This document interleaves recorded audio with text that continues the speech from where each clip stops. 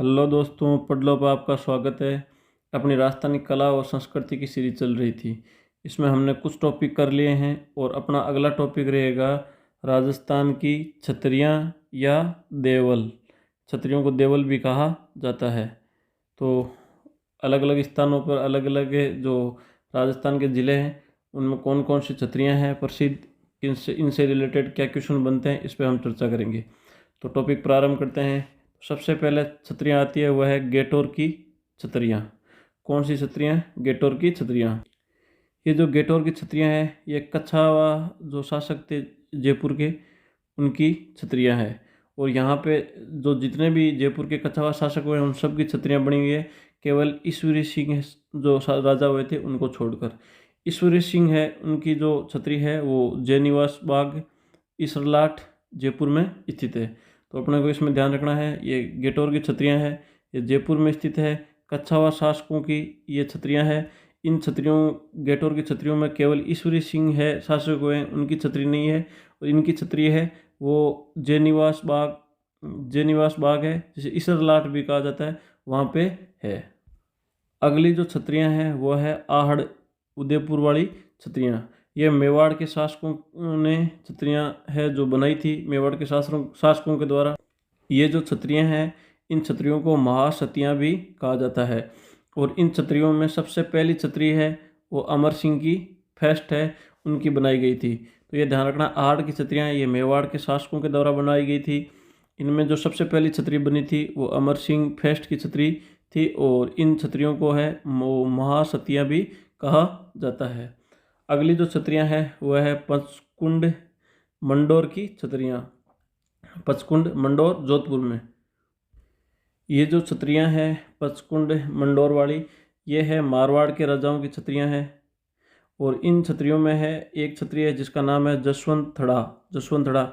ये जोधपुर के महाराजा हुए हैं जसवंत सिंह सेकंड, इनकी छतरी है। और इस छतरी का निर्माण उनके जसवंत सिंह जो सेकंड है उनके बेटे थे सरदार सिंह, उनके द्वारा ये 1899 ईस्वी में इस छतरी को बनाया गया था। और ये जसवंत थड़ा है, इसे राजस्थान का ताजमहल भी कहा जाता है। ये कई बार एग्जाम में पूछा गया है, राजस्थान का ताजमहल किसे कहा जाता है? तो जसवंत थड़ा मंडोर जोधपुर वाली छतरी को। अगली जो छतरियाँ हैं वो है कागा की छतरियाँ। ये है जो जोधपुर के सामंत हुए हैं, राजा नहीं, जो जोधपुर के राजा हैं उनके तो है पंचकुंड मंडोर वाली छतरियाँ। जबकि जोधपुर के जो सामंत हुए हैं उनकी छतरियाँ बनी हुई है वो है कागा की छतरियाँ। इन छतरियों में जो सामंत हुए उनमें सबसे प्रमुख छतरी है वो है राज सिंह कुमावत की छतरी। ये राज सिंह कुमावत है, ये जसवंत सिंह फर्स्ट है, इनके प्रधानमंत्री थे।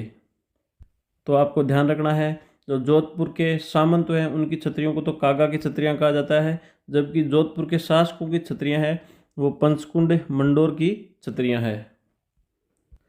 अगली जो छतरियाँ हैं वह देवकुंड सागर की छतरियाँ हैं। ये छतरियाँ बीकानेर के राजाओं की छतरियाँ हैं।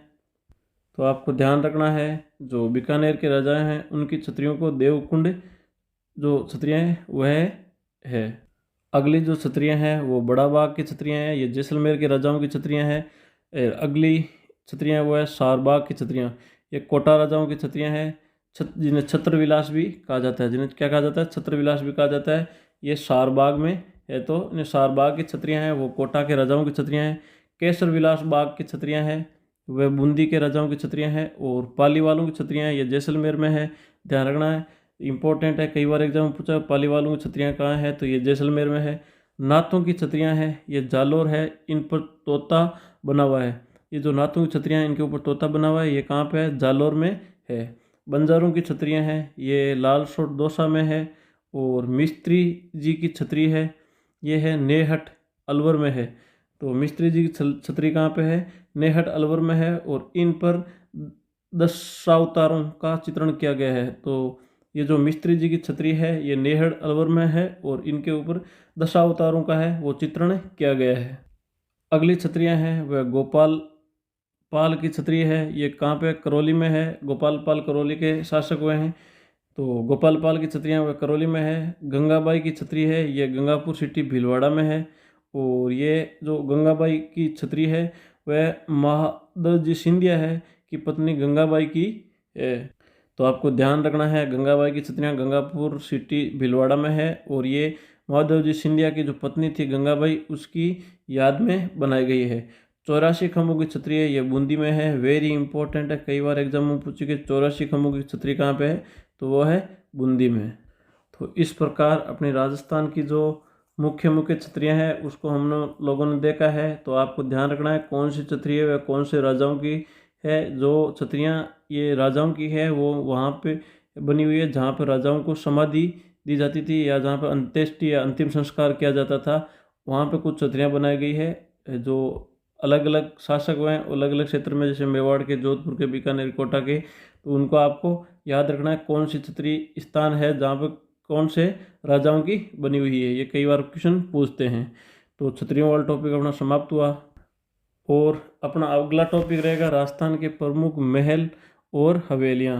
ये अलग अलग ज़िलों हैं, वहाँ पे कौन कौन सी जो है हवेलियाँ हैं, इनका निर्माण किन्होंने करवाया था, कौन सी स्थापत्य कला शैली है, इससे रिलेटेड कई बार क्वेश्चन पूछा जाता है। तो अब हम देखेंगे राजस्थान के महल और हवेलियाँ। सबसे पहले महल है वो आ जाते हैं जैसलमेर के महल। जैसलमेर के महलों में है वो है पटाओं, जो हवेलियाँ हैं उन पटाओं की हवेलियाँ हैं। ये टोटल 5 हवेलियाँ हैं और इनका निर्माण है वो गुमान चंद बाफना है उनके द्वारा करवाया गया था। जैसलमेर की और अन्य जो हवेलियाँ वो देख लेते हैं। सालिम सिंह की हवेली जैसलमेर में है। नथमल की हवेली है, ये भी जैसलमेर में है। और ये नथमल की हवेलियाँ 2 हवेलियाँ हैं, हाथी एंड लालू।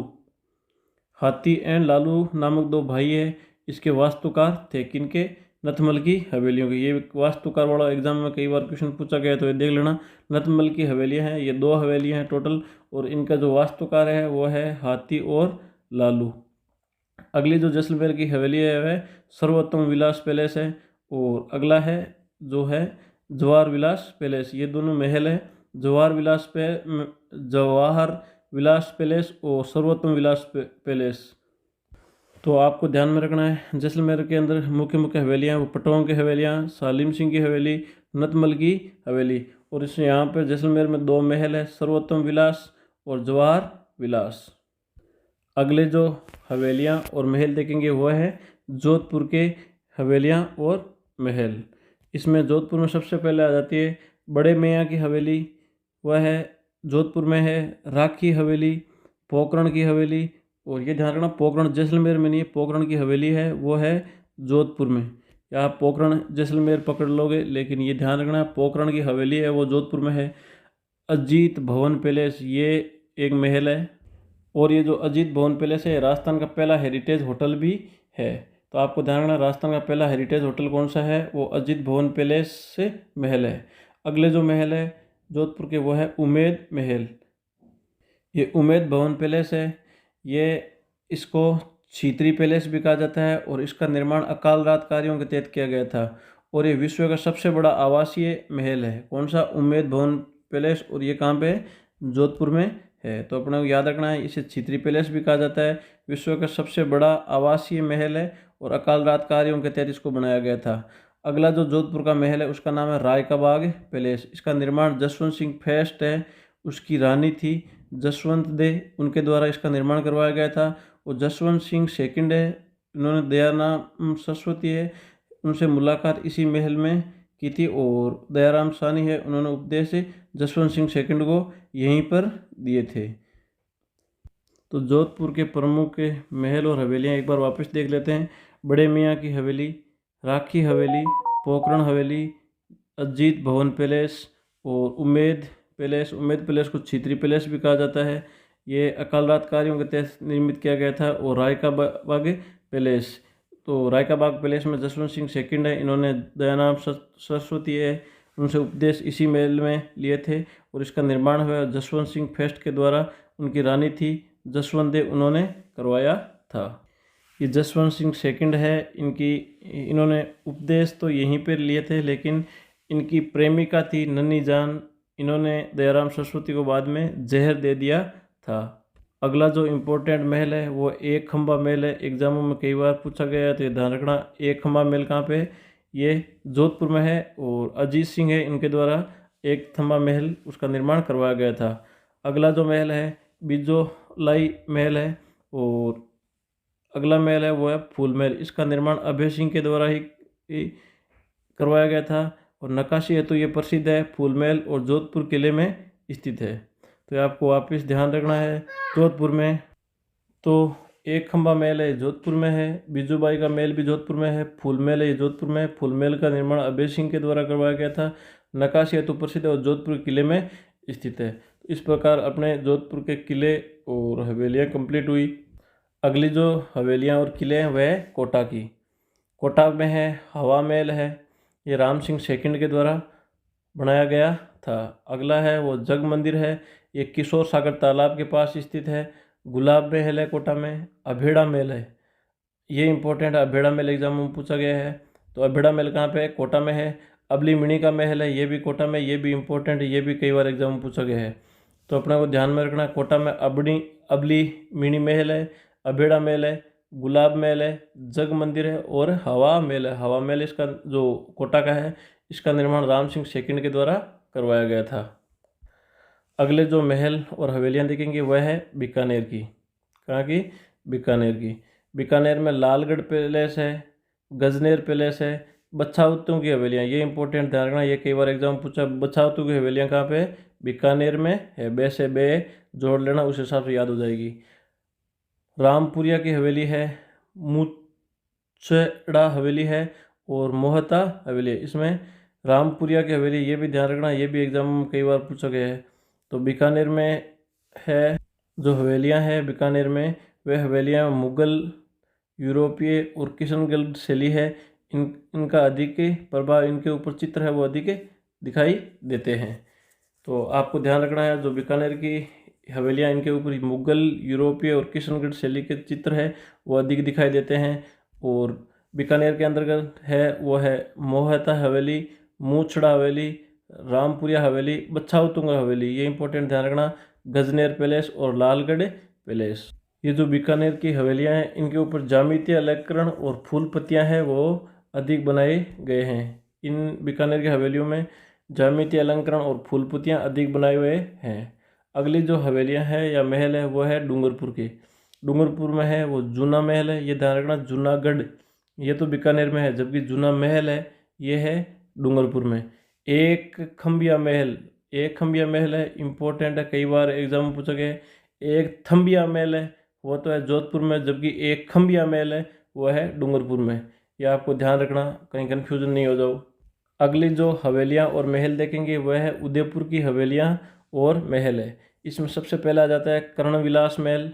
ये महल है कर्ण सिंह के द्वारा निर्मित किया गया था। दिलखुश महल, ये इंपॉर्टेंट है, कई बार एग्जाम में पूछा गया है। जग मंदिर है, ये भी इंपॉर्टेंट है, कई बार एग्जाम में पूछा गया है। ये कहाँ पे है? उदयपुर में। प्रतिम निवास है, ये जगत सिंह सेकंड के द्वारा बनाया गया था। अगली जो है उदयपुर की वह है बागौर की हवेलियाँ, वेरी इंपॉर्टेंट है, कई बार एग्जाम में पूछी गई है। पश्चिमी क्षेत्र सांस्कृतिक जो कार्यालय है, पश्चिमी क्षेत्र सांस्कृतिक केंद्र है वो बागौर की हवेलियों में ही चल रहा है राजस्थान का। पश्चिमी राजस्थान, गुजरात, महाराष्ट्र, गोवा, दमन दीव की सांस्कृतिक कलाओं का संरक्षण भी किया जाता है। कौन सी में? बागौर की हवेली में। इस हवेली में विश्व की सबसे लंबी पगड़ी रखी हुई है, कई बार एग्जाम में पूछा गया है, तो ध्यान रखना, यह है बागौर की हवेली।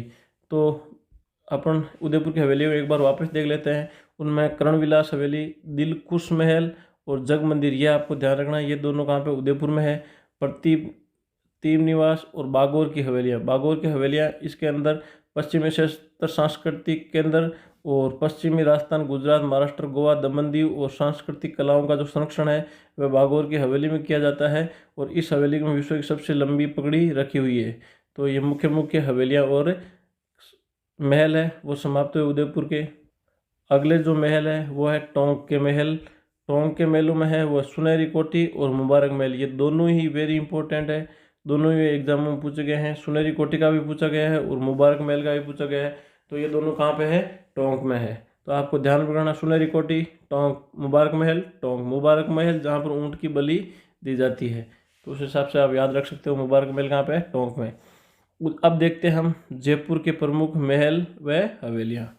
जयपुर में है प्यारे मियाँ खां की हवेली है, सलीम मंजिल सलीम मंजिल हवेली है, और जल महल है। जल महल आपको याद रखना, कई बार एग्जाम में पूछा गया है। इसके अलावा भी जयपुर में है, वो है सामोद पैलेस, इम्पोर्टेंट है, कई बार एग्जाम में पूछा गया है। तो सामोद जो पैलेस है वो कहाँ पे है, ये जयपुर में है। नाइला फोर्ट है, बिल क्विंटिंग के यहाँ पे रुके थे, तो नाइला फोर्ट भी कहाँ पे, ये भी जयपुर में है। जबकि आपको सबसे इम्पोर्टेंट इनमें ध्यान रखना है जल महल और सामोद पैलेस, ये दो एक क्वेश्चन है, कई बार एग्जामों में पूछे गए हैं। अगले जो हम देखेंगे वह है अलवर के। अलवर में है वो विनय विलास पैलेस, जिसे सिटी पैलेस भी कहते हैं, इंपॉर्टेंट एग्जामों में पूछा गया है। फूलबाग पैलेस है, हवा बंगला है, और केसरौली पैलेस है। इन सब में सबसे इम्पोर्टेंट है वो विनय विलास पैलेस है, ये कई बार एग्जाम में पूछा गया। तो विनय विलास पैलेस कहाँ पे है, वह है अलवर में। अगले हम शेखावाटी है, उसकी कुछ प्रमुख हवेलियों को देखेंगे। और जो शेखावाटी की जो हवेलियां हैं वो भित्ति चित्रों हेतु प्रसिद्ध है, इम्पोर्टेंट है, एग्जामों में पूछा गया है। आपको पता होगा ये जो शेखावाटी की हवेलियां हैं वो बहुत प्रसिद्ध है। तो सबसे पहले हम नवलगढ़ झुंझुनू की जो हवेलियां वो देख लेते हैं। उसमें है रामनिवास पोद्दार की हवेली, रामनिवास की हवेली, पोद्दार की हवेली, और भगत बघेरिया की हवेली। ये प्रमुख हवेलियां कहाँ पे, नवलगढ़ झुंझुनू की। नवलगढ़ झुंझुनू कौन कौन सी है, रामनिवास हवेली, पोद्दार की हवेली, भगत व बघेरिया की हवेली। अगला जो है वो है बिसाऊ झुंझुनू की हवेलियाँ। वहाँ पे है नाथूराम पोद्दार की हवेली, सेठ जयदयाल केडिया की हवेली, और सीताराम सिगेतिया की हवेली। यह आपको ध्यान में रखना है कौन सी कहाँ है। तो आपको इसमें ज़्यादातर पूछते हैं नवलगढ़ की हवेलियों के बारे में, बिसाऊ की हवेलियों के बारे में। तो ये आपको सब देख लेना है, बिसाऊ में कौन सी है और नवलगढ़ में कौन सी हवेलियाँ है। अब हम देखेंगे मुकुंदगढ़ झुंझुनू की जो हवेलियाँ वो है सेठ राधा कृष्ण की हवेली, केसर देव की कनेडिया की हवेली। ये कहाँ पे है, मुकुंदगढ़ झुंझुनू में है। अगली है चिड़ावा झुंझुनू की हवेलियाँ, वहाँ पे है बागड़िया की हवेली। बागड़िया हवेली कहाँ पे है, चिड़ावा झुंझुनू में। अगली है महनसर झुंझुनू की हवेलियाँ, तो सोना चांदी की हवेली, और तोलाराम जी की का कमरा। तोलाराम जी का कमरा एग्जाम में पूछा गया है, तो ध्यान रखना।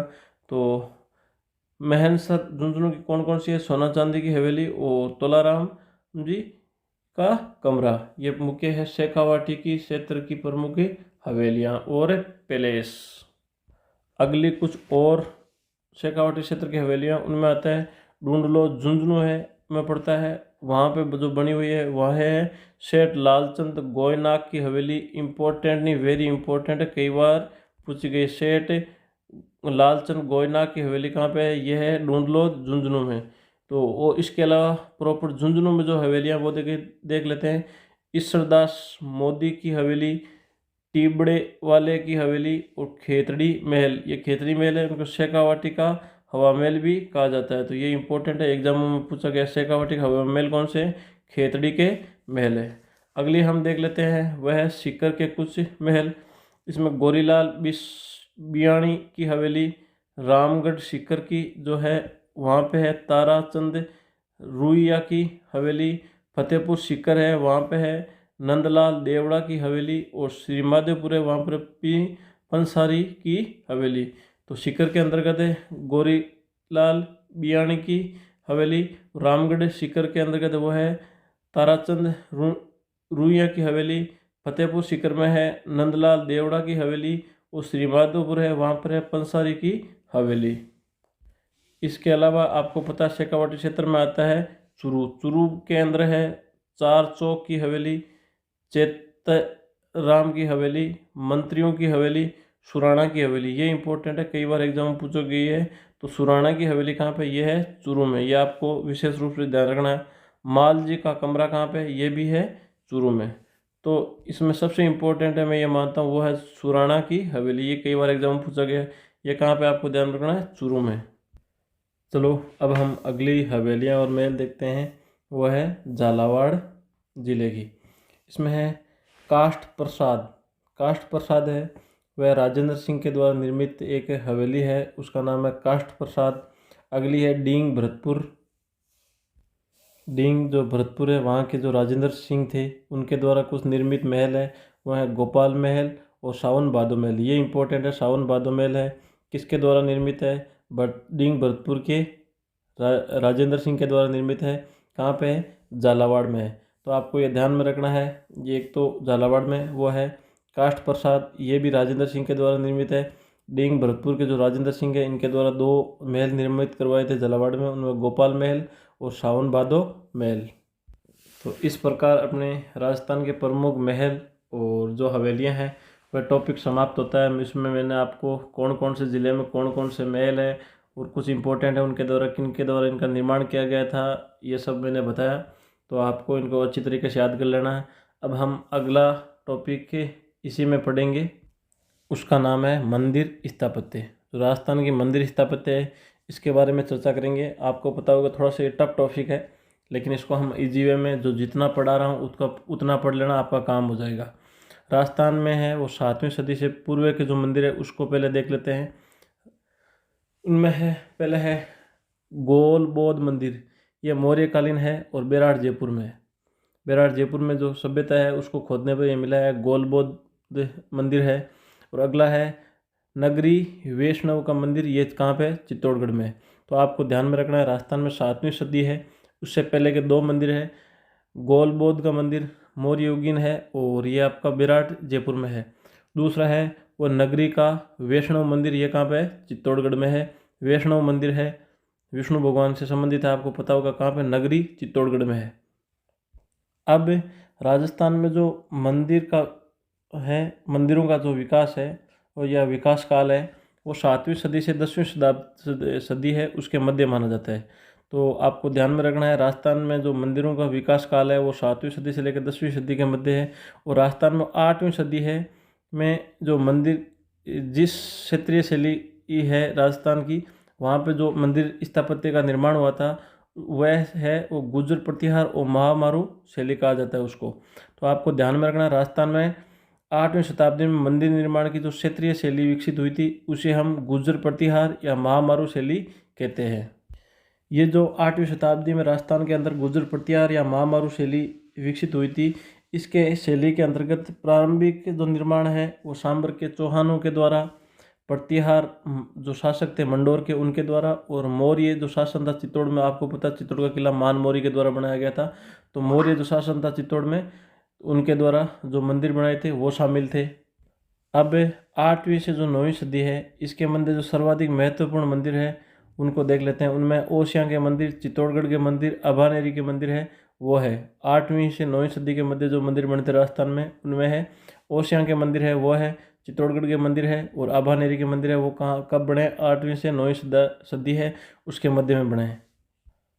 इसके अलावा 8वीं से जो 12वीं सदी है, उस समय जो महत्वपूर्ण मंदिर बने हैं वो सच्चिया माता ओसियां जोधपुर में, आपको पता होगा कि मंदिर के पास में बने सूर्य मंदिर है वो है, और उसके नीचे मैदान में स्थित है हरिहर और महावीर का जो मंदिर है वो है। तो आपको ध्यान में रखना है, सच्चिया ओसियां जोधपुर के अंदर है वो सच्चिया माता का जो मंदिर है वो, उसके पास में जो एक सूर्य मंदिर बना है वो, और उसके जो नीचे मैदानी क्षेत्र है वहाँ पर हरिहर और महावीर के जो मंदिर है वो कहाँ पे कब गए हैं? 8वीं से 12वीं शताब्दी के मध्य के हैं। तो आपको ध्यान रखना है, सूर्य मंदिर और हरिहर मंदिर और महावीर मंदिर है ओसियां जोधपुर के, सच्चियाँ ओसियां जोधपुर के, वो 8वीं से 12वीं शताब्दी के मध्य के हैं। और 9वीं शताब्दी में सदी है, 9वीं सदी है, उसमें विकसित हुई ये जो गुर्जर प्रतिहार शैली है। आपको पता होना चाहिए 9वीं सदी के अंदर एक से जो शैली है उसका विकास हुआ था वो थी गुर्जर प्रतिहार शैली। इसके जो महत्वपूर्ण मंदिर है वो आउआ पाली के जो मंदिर है वो है, और खेड़ा बालोतरा जो बाड़मेर है, अभी तो खेड़ा है वो बालोतरा में जिले में पड़ने लग गया, पहले बाड़मेर में था। तो खेड़ा बालोतरा के जो कर्मेश कामेश्वर और रणछोड़ जी के जो मंदिर है ये 9वीं शताब्दी के गुर्जर प्रतिहार शैली से संबंधित मंदिर है। और हमें 10वीं से 11वीं शताब्दी है, इसके मध्य आरंभिक काल में है वो हमें गुर्जर प्रतिहार शैली इसका विकसित रूप देखने को मिलता है, और एक जो जिसका पूर्ण विकास हो चुका था गुर्जर प्रतिहार शैली का, सोलंकी शैली का आरंभ है वो प्रारंभ हो गया था। तो अब हम सोलंकी शैली के जो प्रारंभिक मंदिर है वो देख लेते हैं। कांकिंद या जसनगर है, वहाँ पर नीलकंठेश्वर का जो मंदिर है वो है। हर्षनाथ मंदिर आपको पता सीकर हर्ष की पहाड़ी है, वो मंदिर है, दोनों से गोल स्तंभ है, इसलिए ये इसकी पहचान है। और पारस नगर सरिस्का अलवर में, वहाँ पर नील कंठेश्वर मंदिर है, वो भी कौन सी है, सोलंकी शैली में निर्मित है। और ये जो गुर्जर प्रतिहार शैली है, इस शैली का जो भव्य व अंतिम मंदिर है वह किराड़ू का सोमेश्वर मंदिर है। इसकी विशेषता आकर्षण शिखर है। किराड़ू बाड़मेर में आपको पता, किराड़ू सोमेश्वर के जो मंदिर है वो कौन से गुर्जर प्रतिहार शैली के अंदर बने हैं, और यह गुर्जर प्रतिहार शैली के भव्य व अंतिम मंदिर है। इसी क्रम में आगे जाकर जालोर के जो गुर्जर प्रतिहार शासक थे, उन्होंने, चौहान शासकों ने, परमारों ने और गुहिलों ने भी इस जो मंदिर निर्माण की क्रम है, जैसे गुर्जर प्रतिहार का निर्माण हुआ और सोलंकी शैली का हुआ, इसको आगे बढ़ाया। और इन्होंने जाके आगे बारडोली जो का मंदिर चित्तौड़गढ़ में वो बनाए थे। सास बहू का मंदिर है वो नागदा उदयपुर में बनाया था। और जगत अंबिका का जो मंदिर है वो कहाँ पे, उदयपुर में बनाए थे। और राजस्थान की जो मंदिर शिल्प है उसका स्वर्ण काल है वो 11वीं से 13वीं सदी के मध्य के जो काल है उसको माना जाता है। तो आपको ध्यान में रखना, राजस्थान की जो मंदिर निर्माण की कला है उसका स्वर्ण काल है वो 11वीं से 13वीं सदी है, उसके मध्य के काल को कहा जाता है। और इस समय में जो वो विशेषता थी, विशाल अलंकरण मंदिर बनाए गए थे और इन्हें सोलंकी या महामारू शैली है उसमें शामिल किया गया था। तो आपको पता होना चाहिए 11वीं से 13वीं शताब्दी के अंदर कर सोलंकी या गुर्जर शैली है उसका विकास हुआ और उसमें इन मंदिरों को शामिल किया गया था। इन मंदिरों में मुख्य रूप से शामिल मंदिर है वह है सचिया माता का मंदिर, ओसियां जोधपुर में, समिदेश्वर मंदिर चित्तौड़गढ़ जो दुर्ग उसमें यह मंदिर है ऊंची पीठिका पर स्थित है। ये जो समिदेश्वर मंदिर चित्तौड़गढ़ दुर्ग है ये कुछ चौकी टाइप में बनी हुई है, जिसे मंदिर पीठिका भी कहते हैं, इस पे बना हुआ है। अगले जो राजस्थान के अंदर मंदिर बने हैं वो है भूमिज शैली के। इस भूमिज शैली है इसका सबसे प्राचीन मंदिर है वो है शेवड़ी का जैन मंदिर, जो कहाँ पे, पाली में है। इसके अलावा भूमिज शैली के है वो है महानालेश्वर मंदिर है वो मैनाल भीलवाड़ा में है। वो है भंडदेवरा के मंदिर रामगढ़ बारा में है, वो भी भूमि शैली के हैं।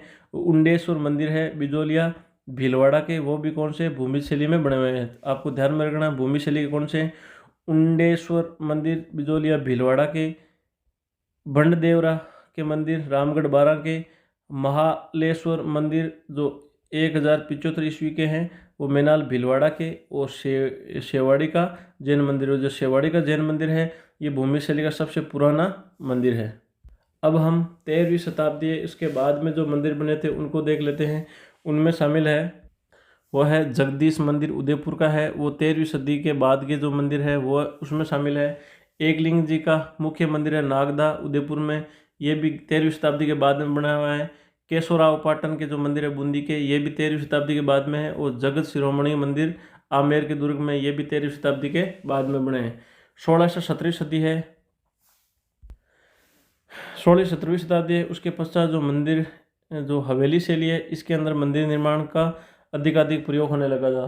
16वीं से 17वीं शताब्दी उसके अंदर जो शैली विकसित हुई थी उसको कहने लगे हवेली शैली। तो इस प्रकार राजस्थान में आपको कौन से काल में कौन से मंदिर निर्माण हुए थे, मंदिर कहाँ पे है और कौन सी स्थापत्य शैली के हैं, यह आपको ध्यान में रखना है। अब हम आगे कुछ जैन मंदिर है उनको देख लेते हैं। इनमें सबसे मुख्य जो मंदिर है जैन का वह है देलवाड़ा के मंदिर। इसके अलावा जो मंदिर है वो जैन मंदिर है वो रणकपुर पाली के मंदिर, जैसलमेर के जैन मंदिर, और ओसिया जोधपुर के जो ग्रामीण में जोधपुर जिले में जो पड़ते हैं वह जैन मंदिर है। इसके अलावा पाली जिले में है वो शेवाड़, गोटेराव, नाडोल और नारलाई के अंदर भी जैन मंदिर है। सिरों में है वर्माण मंदिर है वो भी जैन मंदिर है। झालावाड़ का चांदखेड़ी और झालारापाटन के जो मंदिर है वो भी जैन मंदिर है। बूंदी के केशवराव पाटन के मंदिर भी जैन मंदिर है। और करौली के श्री महावीर जी का जो मंदिर है वह भी जैन मंदिर है। ये इंपॉर्टेंट है, ध्यान रखना। ये जो करौली का श्री महावीर जी का मंदिर है ये कौन सा है, ये एक जैन मंदिर है। अब हम कुछ मुख्य जो मंदिर है उनको देख लेते हैं क्रमिक रूप से। उनमें सबसे पहले है वह एकलिंग जी का मंदिर। एकलिंग जी का मंदिर है वो लकुलिश मंदिर भी कहते हैं इसको, और ये कैलाशपुरी उदयपुर में है। और इसका निर्माण 8वीं सदी के अंदर बापा रावल के द्वारा करवाया गया था। तो एकलिंग जी के मंदिर में आपको ध्यान रखना है, इसे लकुलिश मंदिर भी कहते हैं। ये कैलाशपुरी उदयपुर में है और 8वीं सदी में निर्मित है और बप्पा रावल के द्वारा बनाया गया था। ये जो एकलिंग जी का मंदिर है, इसको निर्माण तो बप्पा रावल ने करवाया था, लेकिन जिसका वर्तमान स्वरूप है इसका निर्माण जो है महाराणा रायमल के द्वारा इसका वर्तमान स्वरूप इसको दिया गया था एकलिंग जी के मंदिर को। मंदिर के मुख्य भाग में काले पत्थर की चतुर्मुखी प्रतिमा है वो लगी हुई है और एकलिंग जी को मेवाड़ के घराने के कुल देवता के रूप में भी माना जाता है। मेवाड़ के शासक समय इसका दीवान मानते थे और मेवाड़ के शासक है वो अपने को इस एकलिंग जी का है उनका दीवान मानते थे। इस मंदिर की आहतों में कुंभा के द्वारा विष्णु मंदिर का निर्माण करवाया गया था और ये जो एकलिंग जी का मंदिर है उसकी आहतों में है कुंभा महाराणा कुंभा के द्वारा विष्णु मंदिर भी यहाँ पे बनाया गया था। अगले जो मुख्य मंदिर है वह है किराड़ू के मंदिर। किराड़ू के मंदिर कहाँ पे? यह है बाड़मेर में। इन किराड़ू के जो मंदिर है उनका पुराना नाम था वो था किराट कूप। तो आपको ध्यान रखना है किराड़ू के मंदिर कहाँ पे? बाड़मेर में है। प्राचीन नाम है इनका किराट कूप है और ये जो मंदिर है ये हाथमा गांव की जो पहाड़ी है उसके ऊपर बाड़मेर में बने हुए हैं। ये 11वीं से 12वीं सदी के हैं मंदिर और यहाँ पर कुल 5 मंदिर है। उनमें जो 5 मंदिर है वैष्णव और शैव संप्रदाय है उससे उसके मंदिर है ये किराड़ू के मंदिर। तो आपको ध्यान में रखना किराड़ू के मंदिर कौन से हैं? वैष्णव व शैव संप्रदाय से संबंधित है। इनमें जो सबसे सुंदर मंदिर है वो सोमेश्वर का मंदिर है। इन 5 मंदिरों में सबसे सुंदर मंदिर कौन सा है? सोमेश्वर का मंदिर है। और आपको पता किराड़ू को राजस्थान का खजुराहो भी कहा जाता है। तो किराड़ू के मंदिर में मुख्य रूप से आपको ध्यान में रखना है ये है हाथमा गांव की जो पहाड़ी है बाड़मेर बने हुए हैं। इनका प्राचीन नाम किराटकूप था। 11वीं से 12वीं सदी के शैव और वैष्णव मंदिर है ये। इनमें कुल 5 मंदिर है जिनमें सबसे सुंदर मंदिर है सोमेश्वर का मंदिर है और किराड़ू को राजस्थान का खजुराहो भी कहा जाता है। अगले जो मंदिर है वो बारडोली के शिव मंदिर है। बारडोली कहाँ पे है? चित्तौड़गढ़ में है। तो आपको ध्यान में रखना अगले मंदिर है बारडोली के शिव मंदिर और ये बारडोली के शिव मंदिर है वो कहाँ पे है? चित्तौड़गढ़ में है। इनका निर्माण हूण शासक तोरामण है उनके पुत्र महिर कुल के द्वारा करवाया गया था। तो आपको ध्यान में रखना बारडोली के जो शिव मंदिर है इनका निर्माण महिर कुल के द्वारा करवाया गया था और ये महिर कुल है वो हूण शासकों से संबंधित थे। ये जो मंदिर है बारडोली के शिव मंदिर ये पंचायन शैली के अंदर बने हुए हैं और इनकी जो मुख्य मूर्तियाँ हैं इस मंदिर में वो शिव पार्वती उनके सेवकों की मूर्तियाँ हैं। तो आपको ध्यान रखना ये शिव जी का मंदिर है बारडोली के मंदिर पंचायन शैली में बने हुए हैं महिर कुल के द्वारा निर्मित है और बारडोली ये चित्तौड़गढ़ में है। अगले जो मंदिर है वह है जगत शिरोमणि के मंदिर। जगत शिरोमणि का जो मंदिर है वो आमेर का दुर्ग है किला वहाँ जयपुर में स्थित है। इसका निर्माण है वो कच्छावा शासक मान सिंह की पत्नी थी कनकावती। तो इन कनकावती ने अपने पुत्र जगत सिंह की याद में ये बनाया गया था और इससे मंदिर में जो काले रंग की जो पत्थर कृष्ण मूर्ति रखी हुई है वह कृष्ण मूर्ति वही है जिसकी पूजा मीराबाई चित्तौड़गढ़ के दुर्ग में करती थी। और ये जब अकबर ने चित्तौड़गढ़ पर अधिकार कर लिया था उस समय मान सिंह ये अपने साथ में लेकर चित्तौड़गढ़ से आमेर लेके आ गया था। तो आपको ध्यान में रखना है जगत शिरोमणि का मंदिर कहाँ पे है? आमेर के दुर्ग जयपुर में है। निर्माण मानसिंह कछावा की पत्नी कनकावती ने अपने पुत्र जगत सिंह की याद में इनका करवाया गया था और यहाँ पर काले रंग की कृष्ण मूर्ति है वह वही मूर्ति है जो जिसकी पूजा मीराबाई करती थी और मान सिंह है इस मूर्ति को चित्तौड़गढ़ दुर्ग से लेके आया था। अगले जो मंदिर है वह है देलवाड़ा आबू के जैन मंदिर। तो आपको ध्यान रखना है इनका सही नाम है देलवाड़ा आबू के जो जैन मंदिर है वह ये चालुक्य सोलंकी शैली के अंदर बने हुए हैं। तो इनकी जो शैली है वह चालुक्य सोलंकी शैली है। तो ये 2 प्रमुख मंदिर है यहाँ पे। जहाँ पे ये प्रथम मंदिर है अर्थात यहाँ 2 मंदिर हैं उनमें जो प्रथम मंदिर है इसका निर्माण ये जो मंदिर है ये जो जैन तीर्थकार थे ऋषभदेव इनको समर्पित है इनका मंदिर है और इसका निर्माण हुआ 1031 ईस्वी में चालुक्य राजा भीमदेव थे इनके जो मंत्री थे विमल शाह इनके द्वारा इस मंदिर का निर्माण करवाया गया था। और यहाँ पे जो दूसरा मंदिर है वह जैन समुदाय के 22वें तीर्थंकर वह नेमिनाथ जी इनका मंदिर है। इसे लूणवशी का भी मंदिर भी कहा जाता है और इस मंदिर है इसका निर्माण 1230 ईस्वी में जो वास्तुपाल और तेजपाल थे उनके द्वारा करवाया गया था। तो आपको ध्यान में रखना है इम्पोर्टेंट है देलवाड़ा आबू के जो जैन मंदिर है ये सोलंकी या चालुक्य शैली के अंदर बने हुए हैं। यहाँ पर कुल 2 मंदिर है, जिनमें प्रथम मंदिर है उसका है वो ऋषभ देव को समर्पित है, जो जैन के प्रथम तीर्थकार थे। इसका निर्माण 1031 ईस्वी में चालुक्य राजा भीमदेव के जो मंत्री थे विमल शाह उनके द्वारा करवाया गया था। और यहाँ का जो दूसरा मंदिर है वो जैन संप्रदाय को समर्पित है। ये जो इनके 22वें तीर्थंकर व नेमिनाथ जी को, इसको लूणवसई मंदिर भी कहा जाता है। और इसका निर्माण 1230 ईस्वी में वास्तुपाल और तेजपाल के द्वारा करवाया गया था। अगले जो मंदिर है वो है हर्षद माता के मंदिर आभानेरी दोसा के अंदर। तो आभानेरी दोसा के मंदिर बोल दो चाहे हर्षद माता का मंदिर बोल दो, मूलतः ये भगवान विष्णु का मंदिर है और गुर्जर प्रतिहार कालीन मंदिर है ये। तो गुर्जर प्रतिहार कालीन है और 11वीं सदी में इसे महमूद गजनबी के द्वारा क्षतिग्रस्त कर दिया गया था। कौन से मंदिर को? हर्षद माता के मंदिर को। तो आपको ध्यान में रखना है ये आभानेरी दोसा में है, गुर्जर प्रतिहार शैली में ये कालीन मंदिर है। ये भगवान विष्णु को ये मंदिर है और इस मंदिर को 11वीं शताब्दी में महमूद गजनबी उनके द्वारा मतलब ध्वस्त कर दिया गया था। लेकिन आप वहाँ पे जाके देखोगे अभी भी तो वही शैली है, वहाँ पे पत्थर रख के इस मंदिर को वापस से व्यवस्थित किया गया है। इस मंदिर में मेरा कई बार विजिट किया हुआ है, तो अच्छा मंदिर है। तो ये कौन सा है? हर्षद माता का मंदिर आभानेरी दोसा में। कौन सी शैली में? गुर्जर प्रतिहारकालीन शैली में, विष्णु को समर्पित है, आभानेरी दोसा में है। 11वीं शताब्दी में मोहम्मद शाह गजनवी है उनके द्वारा इसको ध्वस्त कर दिया गया था। अगले जो मंदिर है वह है भिंड देवरा बारां के शिव मंदिर। कौन से? भिंड देवरे बारां के शिव मंदिर। इसे हम हाड़ौती का खजुराहो भी कहा जाता है। कौन से मंदिर को? भिंड देवरा बारां के शिव मंदिर को। ये भिंड देवरा बारां के जो शिव मंदिर है जिन्हें हाड़ौती का खजुराहो भी कहा जाता है, इनका निर्माण है वो देववंशीय राजा मले वर्मा है उनके द्वारा 10वीं शताब्दी में करवाया गया था। तो भिंड देवरा बारां का जो मंदिर उनका निर्माण है वो देववंशीय राजा मलय वर्मा है उनके द्वारा 10वीं शताब्दी में करवाया गया था। ये पंचायन शैली में बने हुए हैं। तो आपको ध्यान में रखना है भिंड देवरा बारां है कि जो शिव मंदिर है उसको हाड़ौती का खजुराहो भी कहा जाता है। ये पंचायन शैली के अंदर बने हुए हैं। इनका निर्माण देववंशी राजा मलय वर्मा ने 10वीं शताब्दी में करवाया था। चलो अगले मंदिर देखते हैं। अगले जो मंदिर है वो रणकपुर पाली के जैन मंदिर। कौन से हैं? रणकपुर पाली के जैन मंदिर। और ये रणकपुर पाली के जो जैन मंदिर है ये जैन समुदाय के प्रथम तीर्थकार आदिनाथ जी को है, उनको समर्पित है। और इन मंदिरों का निर्माण महाराणा कुंभा जो मेवाड़ के शासक हुए हैं इनके शासनकाल में निर्माण धरणी शाह है नामक जैन व्यापारी था, उनके द्वारा इन मंदिरों का निर्माण करवाया गया था। इस मंदिर में कुल टोटल 1444 खंभे हुए हैं। इस कारण इसे खंभों का अजायब घर भी कहा जाता है। और इसका जो मंदिर का मूल गर्भगृह है इसके अंदर 4 मुख वाली एक मूर्ति बनी हुई है जो प्रतिष्ठित है, इसलिए इसे चौमुखा मंदिर भी कहा जाता है। तो रणकपुर जो पाली के जैन मंदिर है इन्हें आदिनाथ जो भगवान है जैनों के प्रथम तीर्थंकर उसको समर्पित है।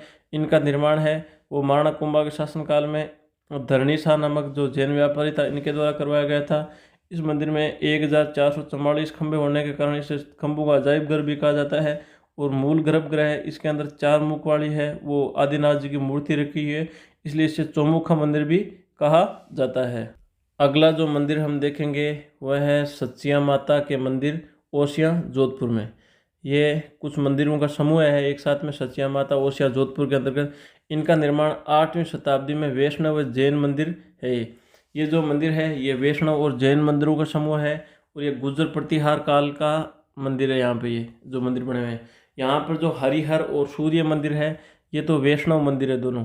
और यहाँ पर जो महावीर मंदिर है वो जैन मंदिर है। और यहाँ पे जो शिव मंदिर है, शाक्त मंदिर भी जिसे कहते हैं, ये पीपला माता और सचिया माता का मंदिर है। तो आपको सचिया माता ओसियां मंदिरों का जो समय उसमें ध्यान में रखना है। ये 8वीं सदी के निर्मित वैष्णव व जैन मंदिर है और गुर्जर प्रतिहार काल के मंदिर है। और यहाँ पे जो हरिहर और सूर्य मंदिर है वह तो वैष्णव समुदाय को समर्पित है, जबकि महावीर मंदिर है वह जैन मंदिर है। और शाक्त मंदिर है यहाँ का जो पीपला माता और सचिया माता के मंदिर है। अगले जो मंदिर है वह है पीपलधर भीमशाह मंदिर। कौन से है? पीपलधर भीमशाह मंदिर। ये कहाँ पे? आबू में है। और यहाँ पे जो आदिनाथ जी भगवान है जैन समुदाय के, वहाँ की 108 मन की पीतल की मूर्ति रखी हुई है। तो आपको ध्यान रखना है, पीपलधर भीमशाह है मंदिर है, वो कहाँ पे, आबू में है। और यहाँ ये जैन मंदिर है, यहाँ पे भगवान आदिनाथ की 108 मन की पीतल की मूर्ति रखी हुई है। अगले जो मंदिर है वह सास बहू के मंदिर है, नागदा उदयपुर में है। और गोइल शासक के श्रीधर हुए हैं, उनके द्वारा ये इनका निर्माण करवाया गया था। तो आपको ध्यान रखना, सास बहू के मंदिर कहाँ पे है, नागदा उदयपुर में है। यहाँ इन मंदिरों का निर्माण जो गोइल शासक श्रीधर है उनके द्वारा करवाया गया था। और ये जो उदयपुर के सास बहू के मंदिर है, ये दो जुड़वा मंदिर है, सास और बहू के नाम से प्रसिद्ध है ये। और ये मंदिर भगवान विष्णु को सहस्त्र बहू को समर्पित है, भगवान विष्णु को सहस्त्र बहू को समर्पित है। अगले जो मंदिर है वह है सूर्य मंदिर। ये सूर्य मंदिर है पाटन झालावाड़ में है। और ये 7 शैलियों का मंदिर है। ये सूर्य मंदिर है कौन किसका है, 7 शैलियों का मंदिर है। और 10वीं शताब्दी में ये निर्मित है। जेम्स टोड ने इसे 4 भुजा मंदिर भी कहा है। जो प्रसिद्ध इतिहासकार वो अंग्रेज हुए हैं जेम्स टोड, इनके द्वारा इन्होंने 4 भुजा मंदिर भी कहा है। और इसे पद्मनाभ मंदिर भी कहा जाता है। क्या कहा जाता है, पद्मनाभ मंदिर भी कहा जाता है। तो आपको ध्यान में रखना, सूर्य मंदिर है ये झालापाटन झालावाड़ का है। यहाँ 7 शैलियों के मंदिर है, 10वीं शताब्दी में निर्मित है। जेम्स टोड ने इसे 4 भुजा मंदिर भी कहा है और इसे पद्मनाभ मंदिर भी कहते हैं। अगला जो महत्वपूर्ण मंदिर आता है वह है अर्थुणा के मंदिर। और अर्थुणा का मंदिर कहाँ पे, बांसवाड़ा में। अर्थुणा है ये परमारों की राजधानी थी। अर्थुणा वागड़ के, इसे वागड़ का खजुराहो भी कहा जाता है। तो मेरे को कमेंट बॉक्स में बताओ कोटा के खजुराहो किन्हें कहा जाता है। तो ये जो अर्थुणा के मंदिर है बांसवाड़ा के, ये 11वीं में 12वीं शताब्दी में निर्मित है। और प्रमुख यहाँ का जो मंदिर है वो हनुमान जी का है। तो आपको ध्यान में रखना, अर्थुणा के जो मंदिर है कहाँ पे है, बांसवाड़ा में है। परमारों की ये अर्थुणा ये राजधानी रही हुई है। इन्हें वागड़ का खजुराहो भी कहा जाता है। और 11वीं में 12वीं शताब्दी में निर्मित है। और यहाँ के जो मुख्य मंदिर वह है किसका है, हनुमान जी भगवान का है। अगले जो मंदिर है वह है ब्रह्मा जी का मंदिर। ये ब्रह्मा जी का दूसरा मंदिर है। आपको पता है पहला मंदिर कहाँ पे, पुष्कर अजमेर में है। जबकि ये जो ब्रह्मा जी का मंदिर हम पढ़ रहे हैं अभी, ये ब्रह्मा जी का मंदिर सेकंड वाला है, आसोत्रा बालोतरा बालोतरा में है। ये पहले बाड़मेर में पड़ता था, ये अभी अभी वर्तमान समय में बालोतरा जिले में पड़ता है। खेताराम जी महाराज ने ये बनाया था। तो आपको ध्यान में रखना, ब्रह्मा जी का दूसरा मंदिर कहाँ पे है, आसोत्रा बालोतरा बाड़मेर में है। ये इसका निर्माण खेताराम जी के द्वारा करवाया गया था। अगला देखते हैं, नौ ग्रहों का मंदिर है वह किशनगढ़ में है। और सांवरिया जी का मंदिर है मंडप या चित्तौड़गढ़ में। ये तो आपको सबको पता है। तो इस प्रकार से हमने राजस्थान की जो मंदिर स्थापत्य कला है इसको अभी देखा, कौन से काल में कौन कौन से मंदिर शैली का उसका विकास हुआ। इसके अलावा हमने राजस्थान के मुख्य मुख्य मंदिर है उनको देखा। तो इस प्रकार अपना मंदिरों वाला टॉपिक है वो समाप्त हुआ है। अब हम, आपको पता है मूल रूप से जो टॉपिक पढ़ रहे हैं वह है राजस्थान की स्थापत्य कला। स्थापत्य कला में जो अगली जो है वो जलीय संरचनाओं के लिए जो महत्वपूर्ण जो बनाते राजस्थान के अंदर, जैसे टांका हो गया, इस टाइप से जो वो स्थलाकृतियाँ बनाते हैं उसको भी हम देखेंगे, क्योंकि वो भी एक न कहीं स्थापत्य कला के अंदर ही आता है। तो हम अब अगला टॉपिक पढ़ेंगे, मानव निर्मित कुछ जलीय संरचनाएं हैं उनको। तो चलो टॉपिक को प्रारंभ करते हैं। उनमें जो जल संरक्षण के लिए जो प्रथम संरचना है उसका नाम है तालाब। तालाब है वह वृहद स्तर पर वर्षा जल है उसका संग्रहण करते हैं, उसको हम तालाब कहते हैं, आपको पता है। और राजस्थान के मुख्य मुख्य तालाब है वो गढ़सीसर का तालाब जैसलमेर में इंपॉर्टेंट है, कई बार पूछा गया है। बागोलिया का तालाब उदयपुर में है। कीर्ति मोरी का तालाब बूंदी में है। पार्वती का तालाब है वो भरतपुर में है। और रानीसर का तालाब वो है जोधपुर में है। तो मुख्य मुख्य तालाब आपको ध्यान रखना है। इसमें गढ़सीसर का जो है वो ध्यान में रखना, ये कई बार एग्जाम में पूछा गया है। बालोलिया का जो तालाब है उदयपुर में है। कीर्ति मोरी का तालाब बूंदी में है। और पार्वती का तालाब है भरतपुर में है। और रानीसर का तालाब कहाँ पे है, जोधपुर में है। तो ये मुख्य मुख्य तालाब है, आपको ध्यान रखना। अगला जो है जल संरक्षण की स्थलाकृति या जो है स्थापत्य कला उसका नाम है नाड़ी। नाड़ी और सामान्यतः पशुओं व दैनिक आवश्यकताओं हेतु उपयोग में जल संरक्षण के लिए इसका किया जाता है।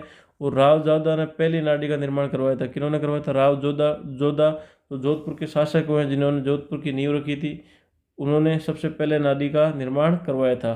तो ये पिछली बार है नाडी का सवाल रीट के अंदर पूछा गया, ध्यान रखना। अगला जो है वह है बावड़ी।